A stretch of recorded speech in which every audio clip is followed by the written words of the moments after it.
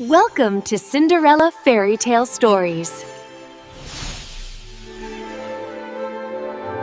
ایک شام محل کے باغ میں سنڈریلا چہل قدمی کر رہی تھی، جہاں پھول بھی اس کی مسکراہٹ پر ناز کر رہے تھے۔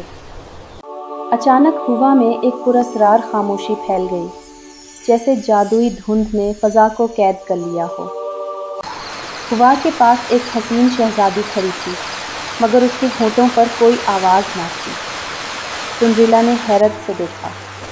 وہ شہزادی جیسے کچھ کہنا چاہتی تھی، مگر بول نہیں پا رہی تھی۔ سنڈریلا نے نرمی سے اس کا ہاتھ تھاما اور ایک روشنی ان دونوں کے بیچ چمک اٹھی۔ پریوں کی روشنی نے دونوں کو ایک جادوئی جنگل کی طرف رہنمائی کی۔ درختوں پر پراسرار نشان جگمگا رہے تھے، جیسے وہ کوئی راز چھپائے بیٹھے ہوں۔ آخر وہ ایک پرانے درخت تک پہنچی، جس کے پتوں سے سنہری روشنی چھلک رہی تھی۔ سنڈریلا نے درخت پر لکھے الفاظ پڑھے، ایک منتر جو خاموشی کو توڑ سکتا تھا۔ شہزادی کی آنکھوں سے آنسو بہنے لگے، مگر وہ آنسو جادوئی موتیوں کی طرح چمکنے لگے۔ اچانک ایک تیز روشنی چھائی اور شہزادی کے ہونٹوں سے پہلی آواز نکلی۔ سنڈریلا خوشی سے ہنس پڑی۔ جادو ٹوٹ چکا تھا۔ محل روشنیوں سے جگمگا اٹھا، جیسے آسمان بھی ان کی خوشی میں شریک ہو۔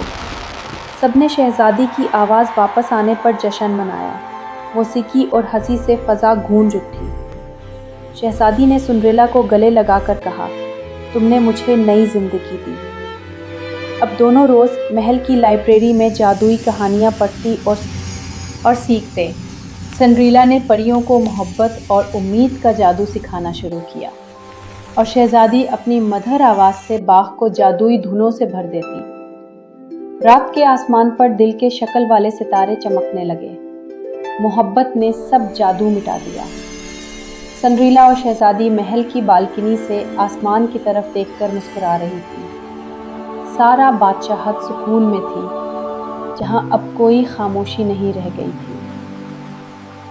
یوں سنڈریلا اور سائلنٹ پرنسس ہمیشہ کے لیے دوستی اور روشنی کی علامت بن گئی۔